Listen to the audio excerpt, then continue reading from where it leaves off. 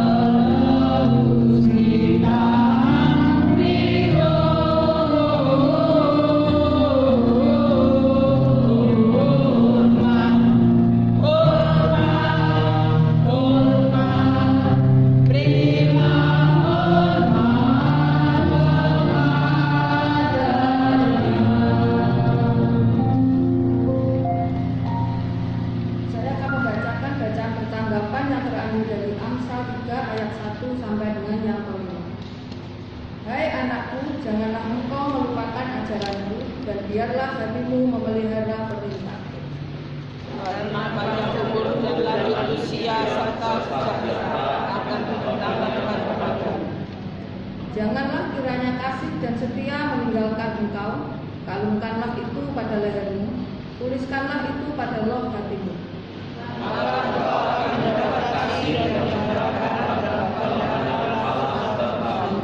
Bersama-sama. Percayalah pada Tuhan dengan segenap hatimu dan janganlah bersandar kepada pengertianmu sendiri. Mari kita masuk ke dalam doa. Terima kasih Bapa untuk penyertaan-Mu yang tiada pernah berhenti yang Engkau berikan dalam kehidupan kami. Kami ada dan dapat berdiri di tempat ini bukan karena kuat atau hebat kami, tapi ini semuanya karena kebaikan dan kemurahan yang Engkau berikan dalam kehidupan kami. Saat ini kami mau memulai ibadah ini Tuhan, kiranya Engkau bimbing dan sertai pada kami dari awal, pertengahan hingga akhirnya. Dan biarlah hanya nama-Mu yang akan ditinggikan di tempat ini. Berkati kami semua para pelayan yang sedang bertugas Tuhan. Jadikan kami sebagai pelayan yang benar di hadapan-Mu. Berkati pula teman kami yang mungkin pada saat ini masih dalam perjalanan Tuhan. Kiranya Engkau dapat menyertai, menjaga, melindungi dalam perjalanannya, sehingga mereka dapat tiba di tempat ini tanpa kekurangan suatu apapun. Terlebih berkati kami semua yang telah hadir di tempat ini, yang telah siap untuk memuji dan memuliakan nama-Mu. Terima kasih Tuhan. Kami serahkan ibadah ini hanya ke dalam tangan-Mu. Haleluya. Amin. Saya persilakan untuk duduk kembali. Dalam hidup ini tentu kita sering melakukan sebuah kesalahan. Seringkali kita menyakiti hati teman kita, sesama kita, bahkan kita menyakiti Tuhan. Kita diberi kesempatan untuk datang kepada Tuhan untuk memohon ampun atas dosa-dosa yang telah kita lakukan, agar Tuhan mengubahkan hidup kita menjadi yang lebih baik. Sebelum kita mengakui pengakuan dosa kita di hadapan Tuhan, mari kita menyanyikan satu pujian PPK nomor 110, Aku Datang ke Salib.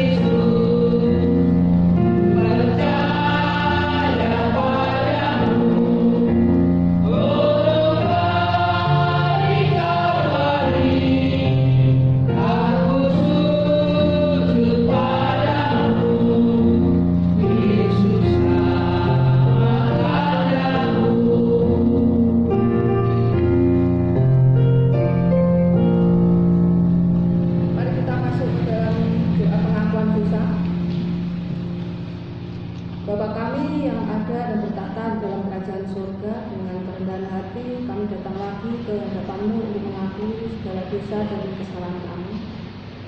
Seringkali kami lalai dan kami lari dari perintah-Mu. Seringkali kami mengikuti hawa nafsu duniawi kami sehingga kami jauh dari kasih dan penyertaan-Mu. Kami memberontak terhadap-Mu. Kami menyakiti hati teman kami menyakiti hati keluarga kami, bahkan kami menyakiti hati-Mu. Begitu banyak perbuatan yang telah kami lakukan yang menyimpang dari jalan yang benar. Seringkali kami hidup dengan melupakan penyertaan-Mu. Kami merasa mampu dan kami merasa bisa hidup tanpa penyertaan-Mu dan memilih jalan hidup kami sendiri. Kami sadar betapa berat dosa yang telah kami tanggung dan kami merasa hidup kami dipenuhi dengan rasa bersalah sehingga kami kehilangan sukacita dan damai sejahtera yang datang. Oleh sebab itu Tuhan, kiranya Engkau mau mengampuni dosa kami, kiranya Engkau mau menebus dosa kami dan menghapuskan dosa kami dan ubahkanlah hidup kami untuk menjadi hidup yang lebih baik yang sesuai dengan kehendak-Mu. Terima kasih Tuhan, inilah doa yang bisa kami naikkan ke hadirat-Mu. Haleluya, amin. Saya akan membacakan berita anugerah yang terambil dari 1 Yohanes 1 ayat 8 sampai dengan yang ke-9. Jika kita berkata bahwa kita tidak berdosa, maka kita menipu diri kita sendiri dan kebenaran tidak ada di dalam kita. Jika kita mengaku dosa kita, maka Ia adalah setia dan adil, sehingga Ia akan mengampuni segala dosa kita dan menyucikan kita dari segala kejahatan. Petunjuk hidup baru yang terambil dari Amsal 3 ayat ke-5 sampai dengan 7. Percayalah kepada Tuhan dengan segenap hatimu dan janganlah bersandar kepada pengertianmu sendiri.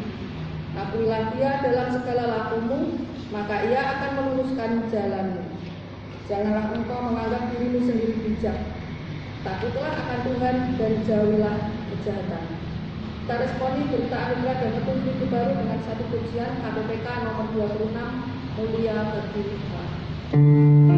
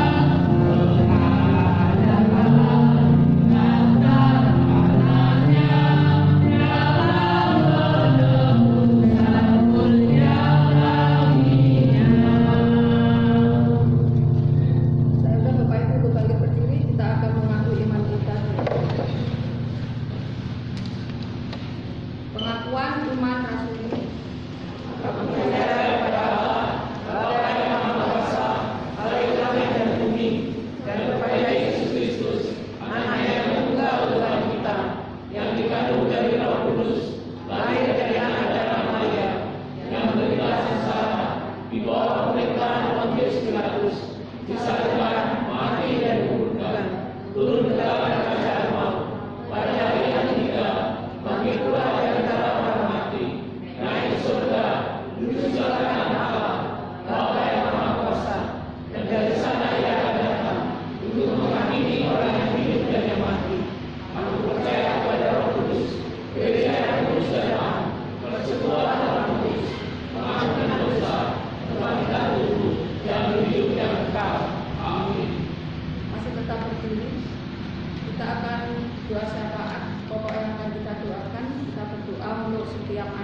dan pemuda remaja yang akan menghadapi ujian di sekolah masing-masing. Yang kedua, berdoa untuk kesehatan setiap kita dalam menghadapi libur nasional agar tidak tertular dengan COVID-19 varian baru. Yang ketiga, kita berdoa untuk gereja kita di Roti Hidup agar bertumbuh secara kualitas dan kuantitas. Mari kita mengangkat doa ini bersama-sama.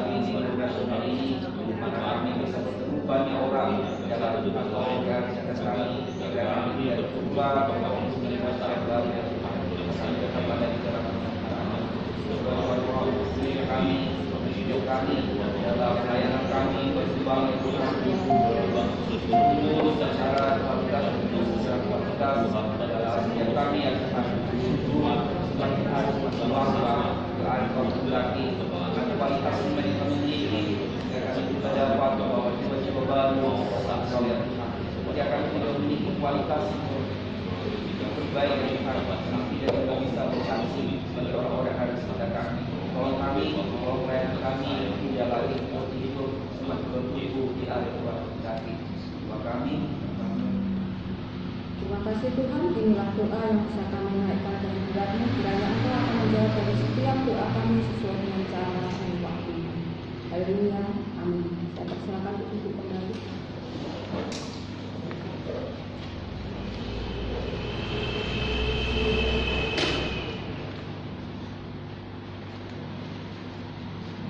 Sebentar kita akan belajar tentang kebenaran firman Tuhan yang akan disampaikan oleh Pendanya Evangelis Apelius Waru.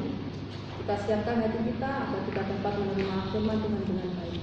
Untuk menyambut firman Tuhan, mari kita menyanyikan pujian KPPK nomor 270, Penuhiku dengan Firman.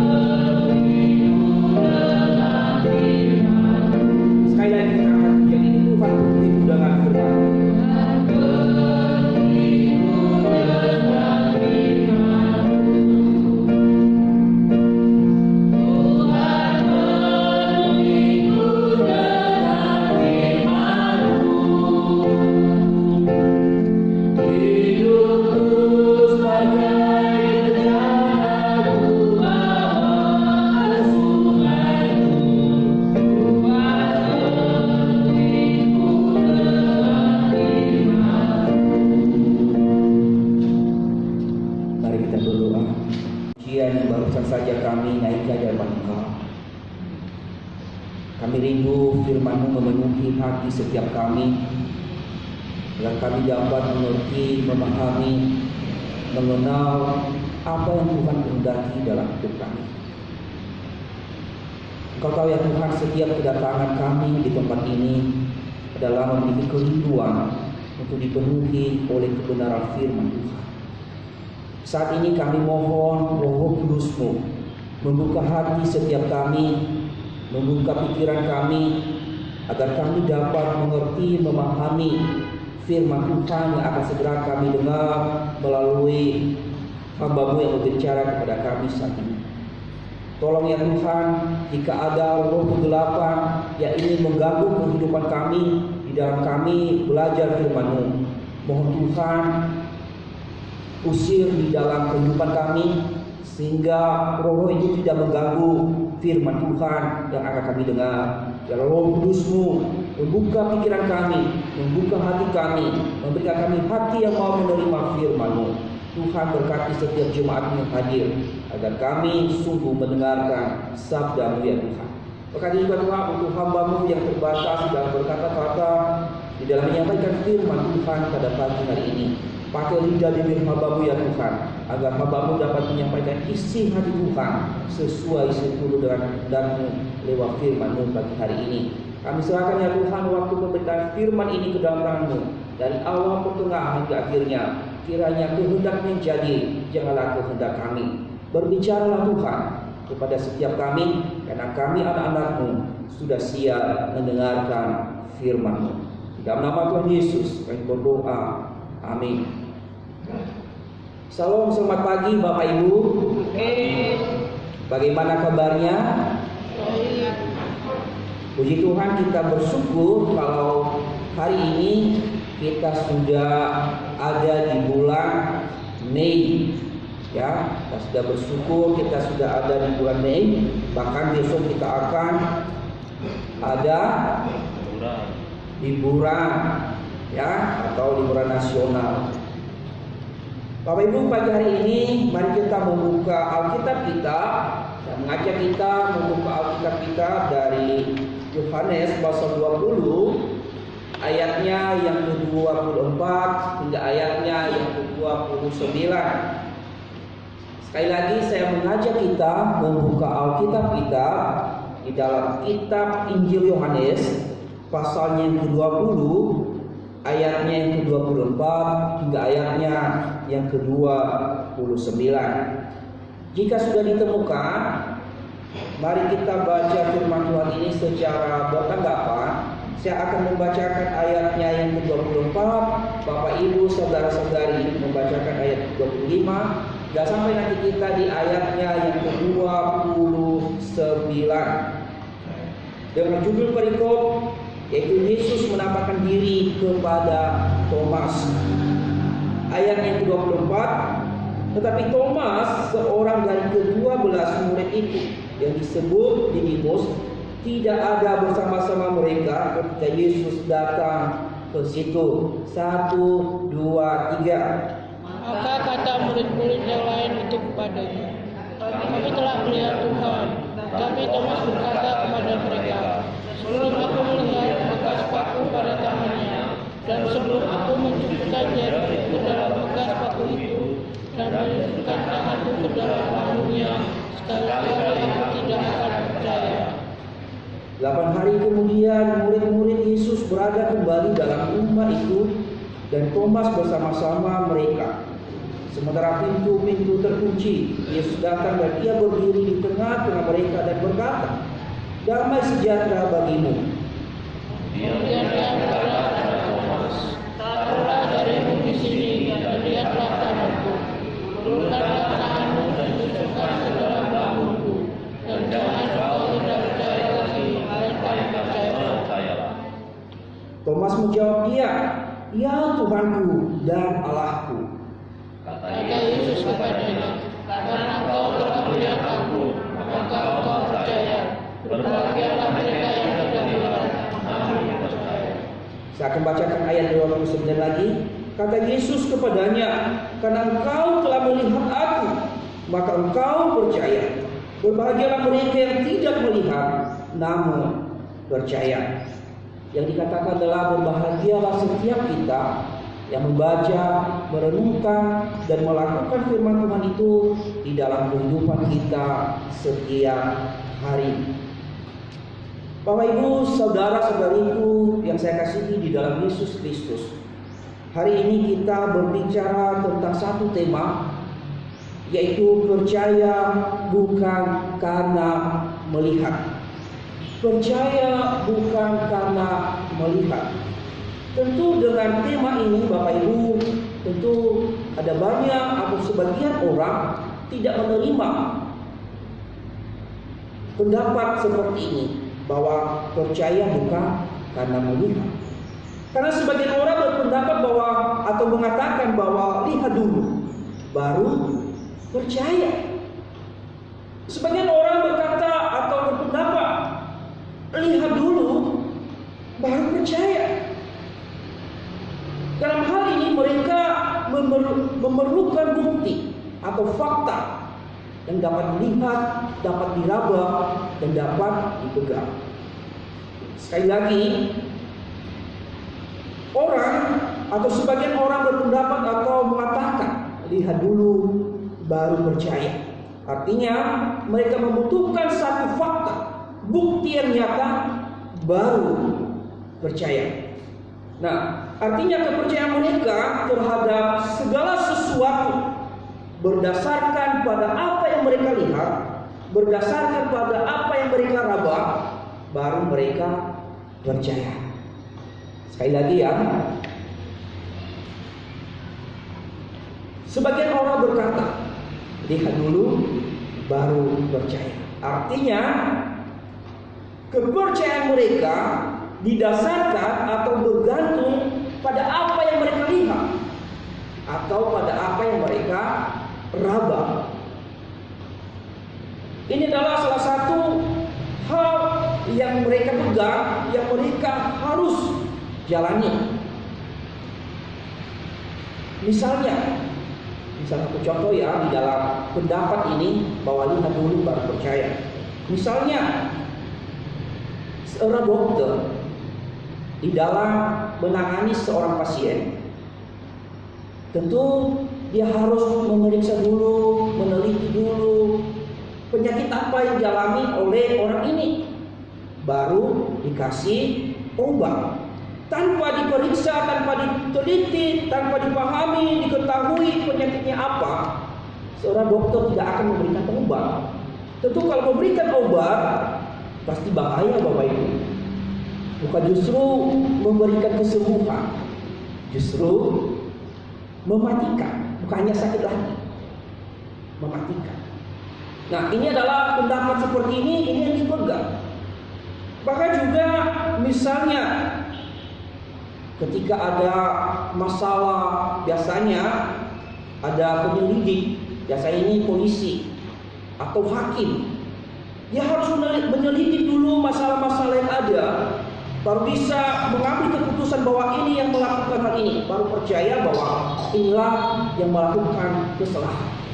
Ini salah satu contoh penyelidik. Bahkan juga seperti di dalam dunia pekerjaan Bapak Ibu, lihat dulu baru percaya. Seperti pemimpin atau atasan, bagaimana seorang karyawan ini harus dilihat dulu kinerja pekerjaannya, kualitas pekerjaannya, baru dikasih kepercayaan yang sungguh di dalam mengelola sebuah usaha. Jadi dilihat dulu, mampu nggak orang ini sesuai dengan target yang dibuat satu PT ini, bisa nggak bekerja di dalam perusahaan ini. Jadi mereka lihat dulu, karena sistem saat ini tidak sembarang bekerja atau karyawan masuk di dalam sebuah perusahaan. Tentu harus lewat tahap diuji dulu, interview dulu, sehingga dilihat kemampuannya, bagaimana dia bisa melakukan pekerjaan di dalam perusahaan atau PT, di sebuah PT. Bahkan ketika pun karyawan sudah masuk di dalam pekerjaan, ada yang namanya seleksi lagi, seleksi 1 tahun, 2 tahun, baru ditetapkan menjadi karyawan tetap. Nah, artinya ini contoh yang berpendapat bahwa lihat dulu baru percaya, atau lihat dulu baru diberikan satu pekerjaan yang dia sanggup untuk mengerjakan. Nah, tentu juga hal ini tidak salah pendapat mengatakan lihat dulu baru percaya. Hal ini tidak salah. Hal ini juga benar. Namun Bapak Ibu, tidak semua pendapat yang mengatakan hal ini lihat dulu baru percaya dipakai dalam segala hal, dipakai dalam segala sesuatu untuk mengukur segala sesuatu. Sekali lagi, pendapat mengatakan lihat dulu baru percaya tidak semua dipakai di dalam segala sesuatu. Misalnya, bagaimana kita tahu? Salah satu contoh, tak kasih contoh Bapak Ibu, kita percaya tanpa melihat. Kita percaya bahwa kita memiliki otak. Tanpa melihat, tanpa meraba, kita mengatakan saya punya otak. Apakah Bapak Ibu pernah melihat otak? Tapi Bapak Ibu percaya bahwa saya memiliki otak. Nah, itu salah satu contoh percaya tanpa melihat.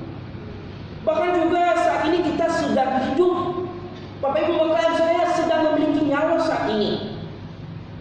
Saya sedang menghirup udara saat ini. Bapak Ibu melihat nyawa Bapak Ibu? Tidak ya? Tapi percaya Bapak Ibu masih hidup? Masih ya? Masih ada nyawanya? Nah, itu salah satu pendapat-pendapat yang tidak semua dipakai dalam segala hal. Atau saat ini kita merasakan kipas angin, kita merasakan ada angin, bisa melihat angin atau tidak? Tidak. Ini adalah salah contoh-contoh bahwa percaya bukan seperti pendapat tadi bahwa lihat dulu baru percaya. Tidak semua dipakai di dalam segala hal untuk mengukur segala sesuatu. Tapi realitas yang terjadi, banyak orang lebih memakai pendapat yang pertama tadi, bahwa lihat dulu baru percaya. Sebagian orang Kristen juga seperti itu, baru percaya ketika melihat mukjizat, baru percaya ketika melihat ada sesuatu hal yang supernatural berkembang dalam kehidupannya. Sama seperti murid Yesus yang bernama Thomas saat ini yang kita bahas secara bersama-sama. Thomas adalah murid Yesus yang sudah lama bersama-sama dengan Tuhan Yesus, kurang lebih 3 tahun. Namun dia tidak percaya kalau Yesus sudah bangkit. Apa kata Thomas? Sebelum aku melihat bekas paku yang ada di tangannya, sebelum aku mencupkan jariku ke dalam bekas paku dan di dalam tangannya dan di dalam lambungnya, sekali-sekali aku tidak akan percaya. Ini adalah pendapat Thomas yang mengatakan dia harus memiliki bukti, fakta yang dapat dilihat secara kasat mata. Bapak Ibu, apa sih yang membuat Thomas sampai dia seperti itu, sampai dia skeptis seperti itu, ragu terhadap Tuhannya, ragu terhadap gurunya yang selama ini bersama-sama dengan dia, sehingga membuat dia tidak percaya dengan apa yang disampaikan oleh teman-teman yang telah melihat Yesus. Seperti halnya sudah kita baca di dalam pembacaan kita hari ini Bapak Ibu, kita melihat bagaimana Thomas yang tidak percaya dengan Tuhan Yesus yang sudah bangkit. Kita melihat di dalam pembacaan kita tadi di mana peristiwa di mana Yesus telah disalibkan, mati dan dikuburkan. Dan pada hari yang ketiga dia bangkit. Dan di mana pada hari Minggu yang pertama pagi-pagi Yesus dikabarkan oleh perempuan-perempuan bahwa dia sudah tidak ada dikubur dan sudah bangkit. Dan juga menjelang malam kalau kita baca dari perikop sebelumnya, Yesus menampakkan diri kepada murid-muridnya.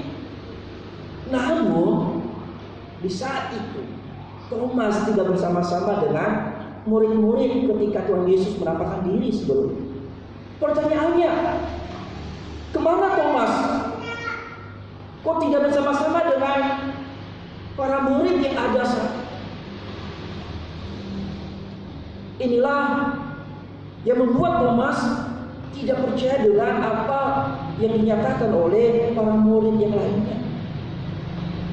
Ketika para murid memberitahukan Thomas bahwa mereka sudah berjumpa dengan Tuhan, mereka sudah melihat Tuhan telah bangkit, apa kata Thomas yang tidak pernah percaya, sikapnya ragu? Dan Thomas ini adalah dia lambat sekali untuk percaya. Dia katakan, aku tidak percaya kalau saya tidak melihat bekas batu di tangannya, kalau saya tidak mencucukkan jariku di tangannya dan di lambungnya, sekali aku tidak akan pernah percaya. Pertanyaannya, apa yang membuat Thomas tidak percaya dengan berita yang disampaikan oleh para muridnya? Apa yang membuat Thomas tidak memahami apa yang Tuhan Yesus berulang-ulang kali katakan sebelumnya? Masalah apa yang sedang dihadapi oleh Thomas sehingga ia tidak percaya? Bapak Ibu, ketika saya membahas dan membaca firman Tuhan ini berulang-ulang, saya menemukan 3 alasan penting mengapa Thomas sebagai murid Kristus tidak percaya kepada kebangkitan Tuhan. Yang pertama adalah Thomas tidak memiliki pengharapan. Thomas tidak memiliki pengharapan atau hidup di dalam keadaan kacau. Hidup di dalam keadaan kacau balau hidupnya. Tentu Bapak Ibu, kalau kita melihat peristiwa ketika Tuhan Yesus disalibkan oleh tentara Romawi sampai mati dan dikuburkan, tentu peristiwa yang terjadi pada Yesus membuat para muridnya semua kecewa. Karena di mana selama ini para murid telah menaruh harapan penuh kepada guru yang mereka sanjung, mereka banggakan sebagai pemimpin yang tangguh saat itu. Namun apa yang membuat mereka, persepsi mereka terhadap Yesus, mereka menganggap bahwa Yesus adalah pemimpin yang dapat membebaskan mereka dari jajahan Romawi saat itu. Mereka sudah bangga, ini Yesus yang akan membebaskan kita dari jajahan Romawi. Ini Yesus nanti yang akan menjadi raja atas kita. Ini nanti ketika Yesus sudah menjadi raja, pemimpin dunia yang dibanggakan, pasti kita di antara murid-muridnya ini ada yang menjadi yang dulu sebelah kanan dan dulu sebelah kiri. Kita menjadi pemimpin di antara bangsa-bangsa yang ada. Nah, ketika hal itu terjadi, Yesus mati dengan cara yang tidak manusiawi. Harapan semua para murid tidak tercapai. Akhirnya apa yang terjadi? Kecewa, putus asa, harapan tidak tercapai, marah pada diri sendiri, kecewa sama Tuhan. Sebenarnya bukan Yesus yang mengecewakan mereka, tapi diri mereka, pribadi-pribadi setiap para murid. Mereka tidak memahami konsep Mesias yang datang untuk menyelamatkan umat manusia. Konsep mereka memahami bahwa Yesus yang datang itu adalah pemimpin sebagai raja dunia. Tapi sesungguhnya Yesus datang untuk membebaskan setiap kita umat percaya dari perbudakan dosa. Inilah gagal paham para murid saat itu. Ketika hal itu terjadi, harapan tidak tercapai, mereka kecewa, sakit hati. Bahkan dikatakan Thomas saat itu dia meninggalkan Dia memisahkan diri. Dia ingin bersendirian. Bahkan juga waktu minggu lalu, ada murid-murid yang pulang kampung ke Emmaus karena kecewa, tidak lagi ada harapan dengan gurunya sudah mati. Mereka tidak lagi hidup di dalam persekutuan yang biasanya. Inilah yang dilakukan Thomas. Sehingga ketika dia diyakinkan oleh teman-temannya bahwa Yesus sudah bangkit, Yesus sudah hidup kembali, Thomas tidak percaya karena dia lagi dalam keadaan marah, kecewa, sakit hati.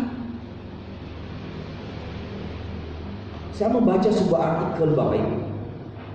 Orang yang sedang dalam keadaan kekecewaan, orang yang sedang dalam keputusasaan akan susah untuk percaya dengan orang lain. Orang yang sudah mengalami masa atau luka batin susah untuk percaya kepada orang lain.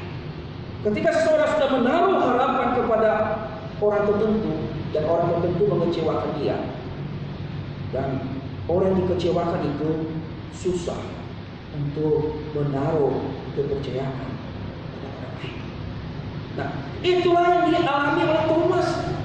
Karena dia lagi sedang sakit hati, harapan tidak tercapai. Sehingga ketika para murid yang lainnya meyakinkan dia, Thomas yang sudah ketemu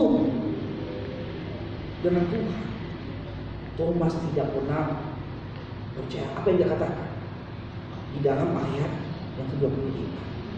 Dia menjawab dengan cetus, mungkin nada yang keras, karena dia lagi dalam keadaan marah. Aku tidak sama sekali percaya sebelum aku melihat bekas paku di tangannya, sebelum aku mencucukkan tanganku di bekas luka di tangannya dan di lambungnya, sekali aku tidak percaya. Mungkin Thomas dengan suara yang keras, nada penuh dengan kemarahan, dia mengatakan kepada murid dengan cetus. Jadi Bapak Ibu, posisi Thomas adalah karena dia tidak memiliki harapan. Dia tidak percaya dengan berita yang disampaikan oleh murid. Sama seperti yang saya katakan tadi, bahwa orang yang sedang sakit hati, orang yang luka batin, orang yang pernah dikecewakan, susah move on, susah menaruh kebukaan untuk percaya kepada. Dan hal itu sikap yang tidak bisa ditiru. Kita tidak boleh hidup seperti itu. Jadi Bapak Ibu, mungkin ketika kita meyakinkan orang yang sedang dalam keadaan marah, percayalah tidak akan pernah mengerti. Dalam keadaan kondisi dia mungkin dalam keadaan emosi yang tinggi, kita memberikan pengertian, dia tidak akan pernah percaya. Mungkin Bapak Ibu mengalami ketika ada gesekan sedikit di antara Bapak Ibu dengan istri. Bapak Ibu atau Bapak-bapak jangan pernah berikan pengertian yang lebih jelas kepada ibu-ibu ketika dalam keadaan marah. Ingat, sekali tidak akan pernah percaya. Belajarlah untuk mengalah ya Bapak-bapak ya. Jadi sekalipun ini pengertian ini benar ini. Ingat, ibu-ibu kalau sudah mulai bertanduk tidak akan pernah mengerti apa yang kita sampaikan sebagai suami. Ya, hati-hati ya. Jadi belajar mengalah untuk memberikan pengertian kepada istri-istri yang suka sekali bertahan pada posisi yang sering mengatakan ibu selalu benar. Ya.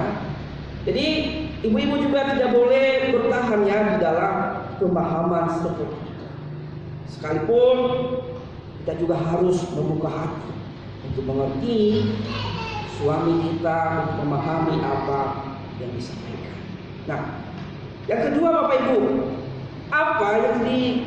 masalah apa sih yang sedang terjadi di dalam kehidupan Thomas sehingga dia tidak percaya dengan apa yang disampaikan oleh para murid yang lainnya. Ini adalah masalah yang paling fatal dalam kehidupan Thomas, yaitu tidak memahami firman Tuhan dengan benar.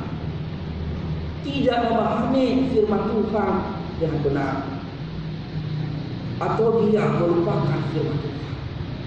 Bapak Ibu, perlu kita pahami bahwa jauh sebelumnya di dalam perjanjian lama sudah dinubuatkan oleh para nabi bahwa penderitaan Yesus, kematian Yesus akan terjadi, bukan suatu rekayasa. Kalau kita melihat di dalam Yesaya pasal 63, di sana sudah dituliskan tentang apa yang terjadi di dalam kehidupan Yesus. Dia mati, ditindas, bahkan disalib, dan pada hari yang ketiga dia bangkit.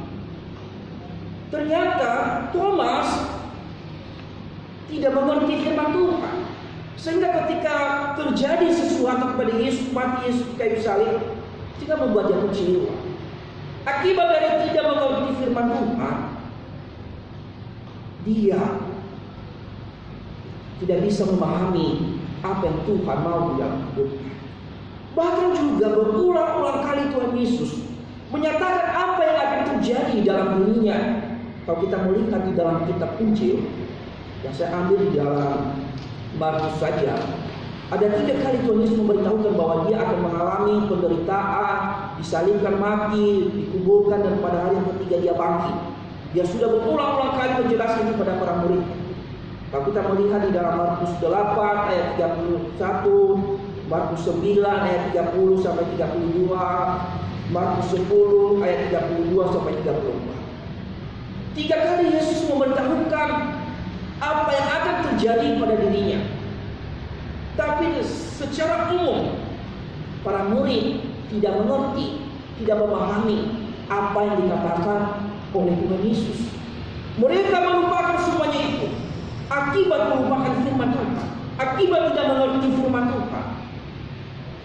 Mereka hidup di dalam kekecewaan ketika hal itu terjadi di dalam kehidupan mereka. Mereka tidak bisa terima. Inilah yang dialami oleh Thomas. Dia tidak memahami firman Tuhan dengan benar. Dia melupakan kata gurunya yang selama ini 3 kali, berulang kali. Sebentar lagi saya akan pergi ke Yerusalem. Di sana saya akan disiksa, menderita, disalibkan, mati, dikuburkan, bangkit pada hari ketiga. Kemana para murid? Lupa semua apa yang sudah dikatakan oleh Tuhan Yesus. Nah, ini masalah Thomas. Ini yang membuat dia tidak percaya dan berkata di dalam ayat 25, aku sama sekali tidak akan pernah percaya. Ini yang fatal adalah Thomas melupakan firman Tuhan. Thomas tidak memiliki pengenalan yang benar akan firman Tuhan. Dia tidak belajar dengan baik firman Tuhan. Sehingga ketika peristiwa terjadi di dalam kehidupan Yesus, dia kecewa. Yang ketiga, masalah Thomas adalah mengandalkan diri sendiri, egosentris. Mengandalkan dirinya sendiri. Bersandar pada pengertiannya, bersandar pada pendiriannya, cenderung pada diri sendiri. Sehingga ketika para murid yang lainnya yang sudah mengerti bahwa Tuhan sudah bangkit, Thomas bersandar atas pengertiannya sendiri dan berkata, aku tidak sekali percaya sebelum aku mencucukkan jariku di dalam bekas paku di dalam tangannya dan dalam. Dia bersandar pada prinsipnya sendiri, pengertiannya sendiri, bukan dengan firman Tuhan yang dia pelajari selama ini. Jadi dikatakan Bapak Ibu, beberapa penafsir mengatakan kehidupan Thomas selama hal itu dia berada di dalam kekecewaan, di dalam ketidakdamaian di dalam hidupnya, di mana para murid yang lainnya yang dulunya adalah sama-sama kecewa, tapi ketika Tuhan menampakkan diri kepada mereka, mereka sudah bersuka cita melihat Tuhan. Tapi Thomas, karena dia tidak percaya, karena dia meninggalkan persekutuan dengan para murid yang lainnya, sehingga dia terlewatkan momen yang spesial dari Tuhan. Dia terlewatkan momen yang spesial, sehingga dia hidup di dalam kekecewaan selama 8 hari. Kalau kita melihat dalam pembacaan kita, dikatakan 8 hari kemudian baru Tuhan Yesus menampakkan diri kepada Thomas. Di sana Yesus menampakkan diri dan Thomas baru percaya.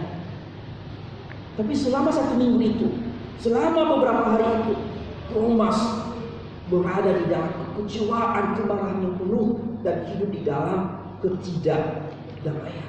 Sedangkan murid-murid yang lainnya yang sudah percaya, sudah melihat Tuhan, mereka sudah mengalami sukacita dari Tuhan. Tetapi sekalipun Thomas tidak percaya dengan apa yang murid-murid katakan, Tuhan Yesus dia membiarkan Thomas. Tuhan Yesus dia membiarkan Thomas hidup di dalam kekecewaannya. Yesus mengambil kesempatan untuk berjumpa secara pribadi dengan Thomas dengan hal yang sama, di mana para murid dan Thomas bersama-sama di tempat yang sama. Yesus menampakkan diri kepada mereka. Secara khusus saat itu ditujukan kepada Thomas.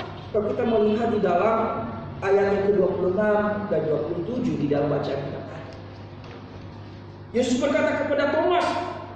Kalau kita baca di dalam ayat 26, sana dikatakan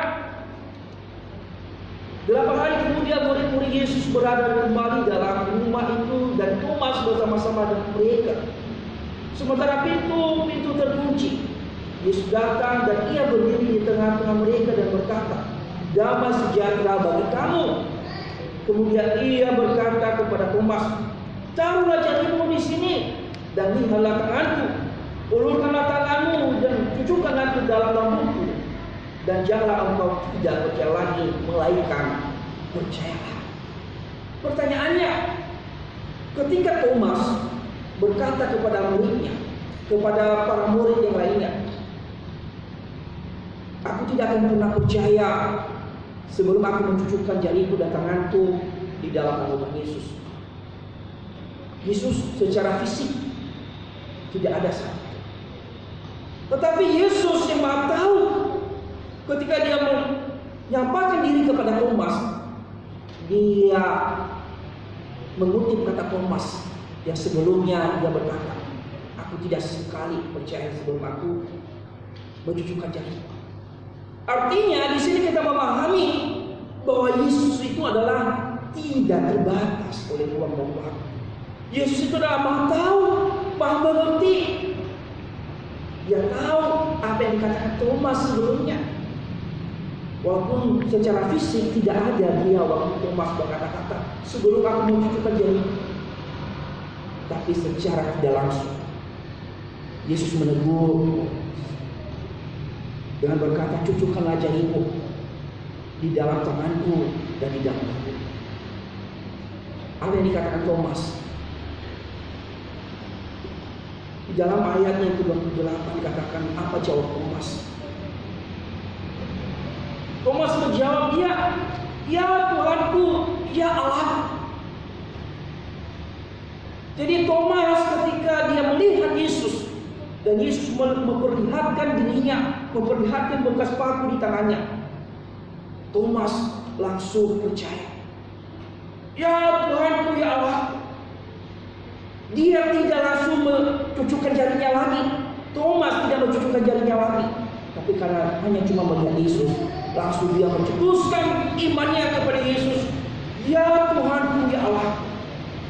Dia mengakui Yesus sebagai Tuhan yang berkuasa atas hidupnya. Kalau di dalam bahasa Yunani perkataan Thomas ini, "Ya Tuhanku, ya Allahku," adalah Kyrios, yang artinya yang termulia, pemilik segala sesuatu, penguasa di atas segala raja. Thomas, inilah pengakuan iman Thomas di antara para murid yang lainnya. "Ya Tuhanku, ya Allah."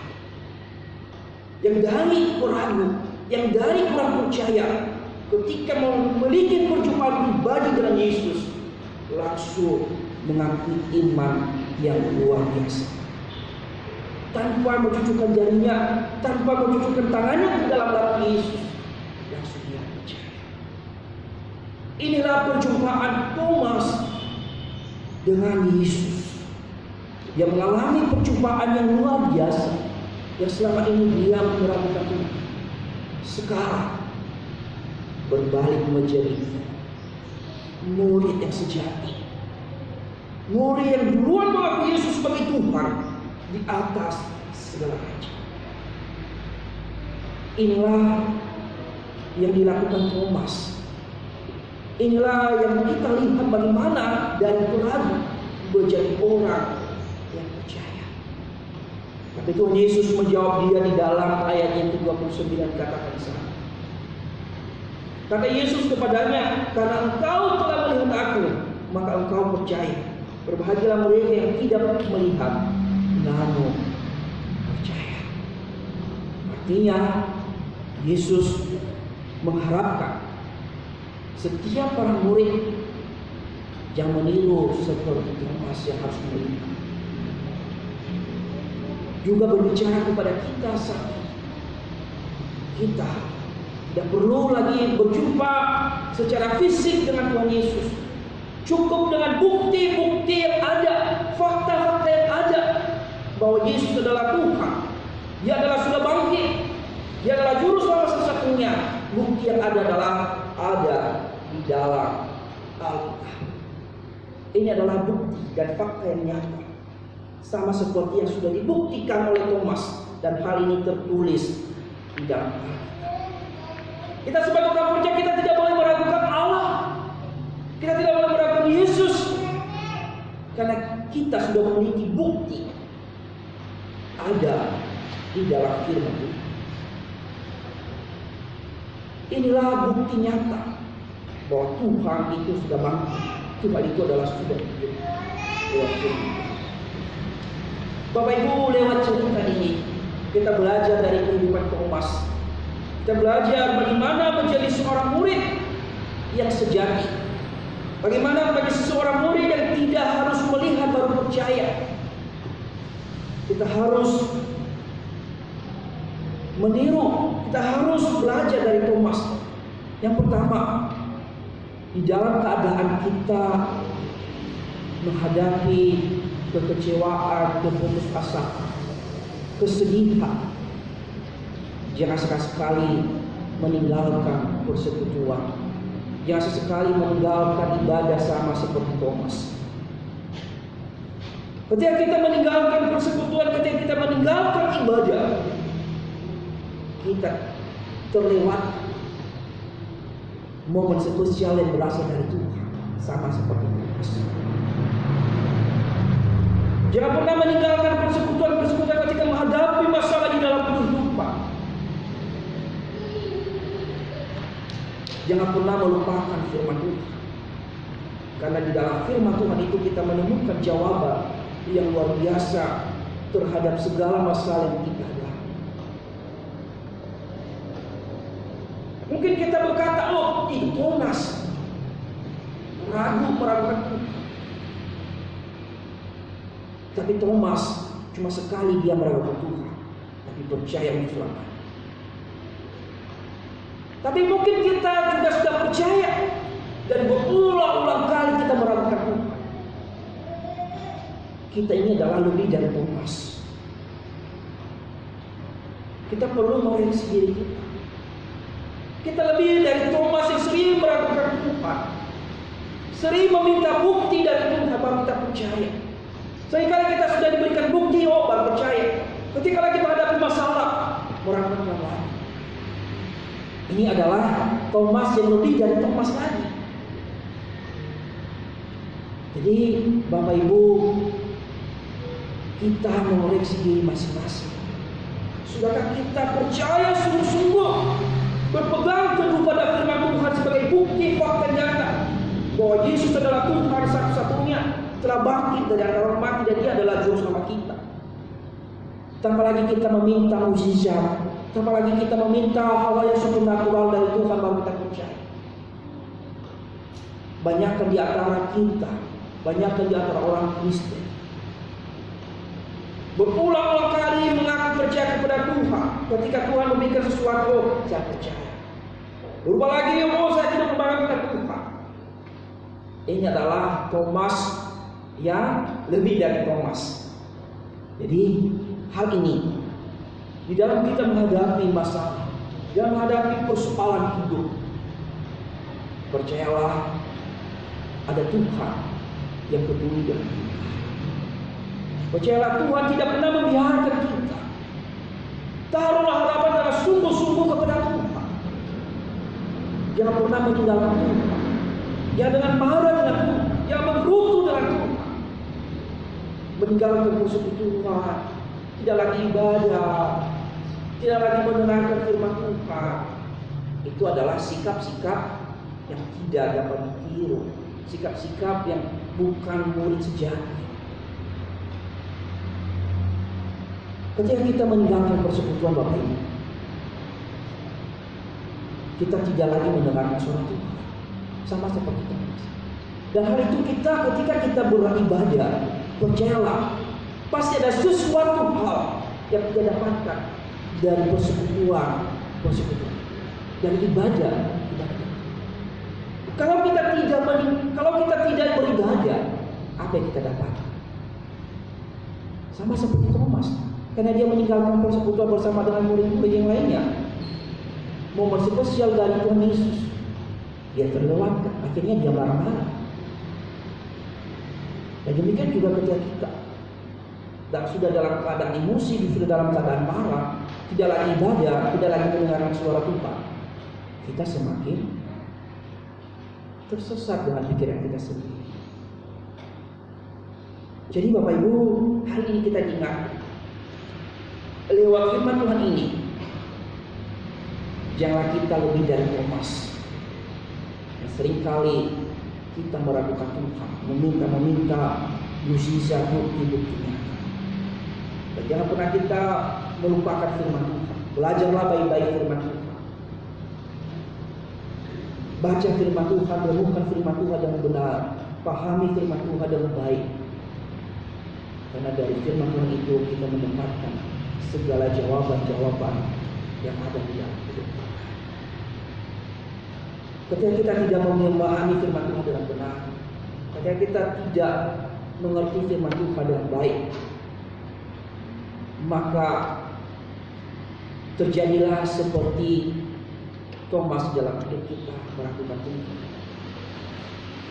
Bahkan kita bisa saja marah sama Tuhan, bahkan juga bisa meninggalkan iman kita karena kita tidak memiliki pengenalan yang benar akan firman Tuhan. Orang Kristen yang sejati harus belajar firman Tuhan dengan benar, harus memahami firman Tuhan dengan benar, sehingga ketika ada tantangan, ketika ada persoalan hidup, tidak mudah tergoyahkan, karena dia sudah memiliki dasar kokoh adalah firman Tuhan. Jadi Bapak Ibu, hari ini kita diingatkan, percaya bukan kita harus melihat bukti atau fakta, atau kita harus menunggu mujizat dari Tuhan, tapi percaya. Dalam firman Tuhan ini menguatkan kita di dalam menjalani. Amin. Minta Bapak kiranya untuk menutup kita.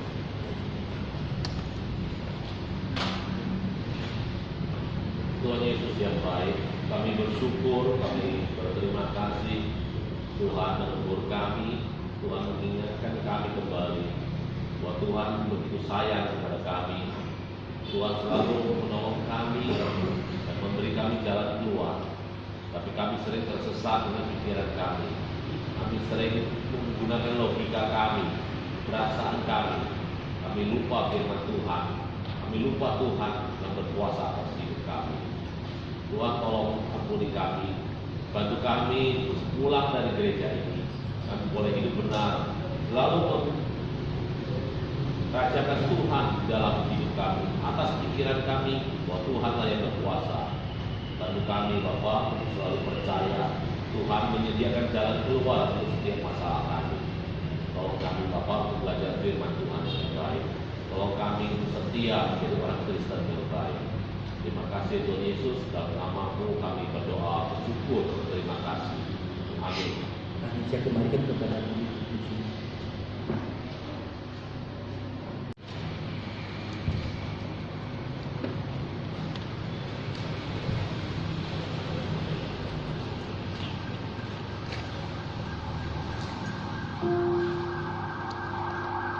Inilah firman Tuhan yang boleh kita dengar pada siang hari ini. Kiranya firman Tuhan ini boleh menguatkan hati kita semua. Waktunya kita akan memberikan persembahan yang terbaik untuk Tuhan. Yang bertugas pada minggu ini Saudara Andreas dan Saudari Wisnu. Kita akan memberikan persembahan 2 kali untuk kas gereja dan kas pembangunan. Sambil persembahan dijalankan, mari kita menyanyikan pujian PPK nomor 75, Penuhilah Pialamu hari ini.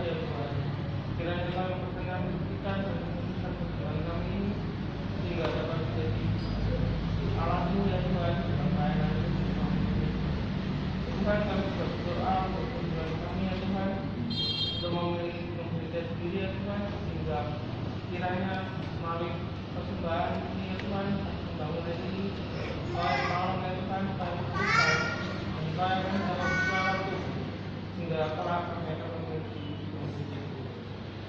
Berikan doa kami, kami dalam nama-Mu ya, kami sudah berdoa. Haleluya. Amin.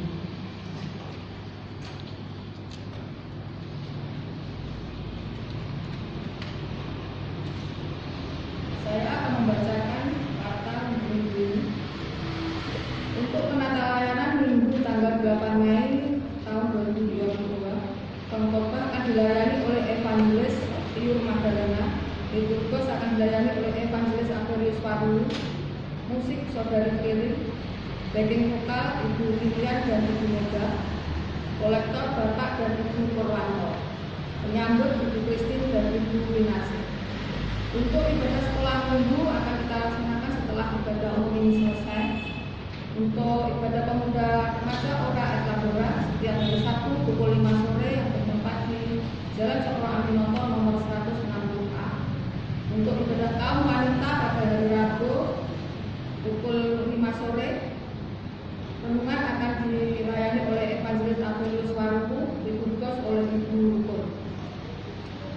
Kita juga akan mengucapkan selamat ulang tahun kepada saudara Andreas. Kita selalu berdiri.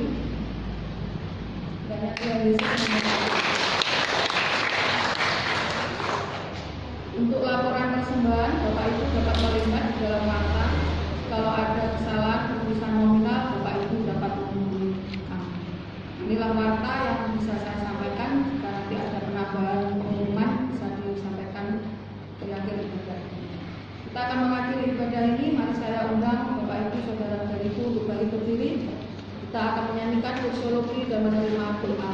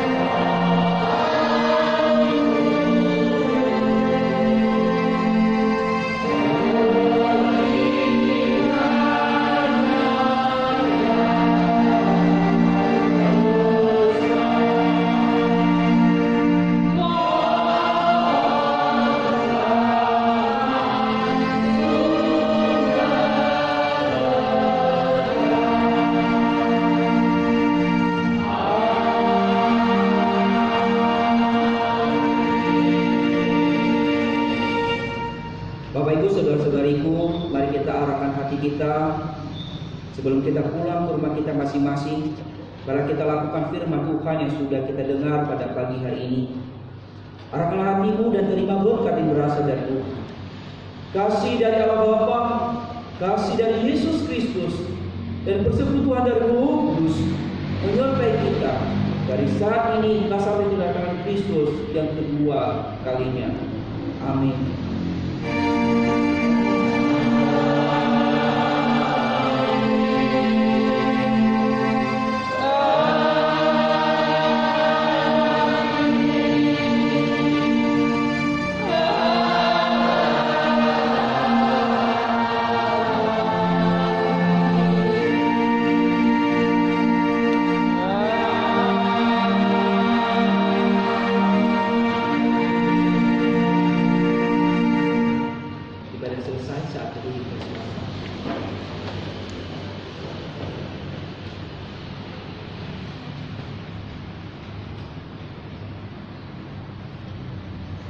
Selesai.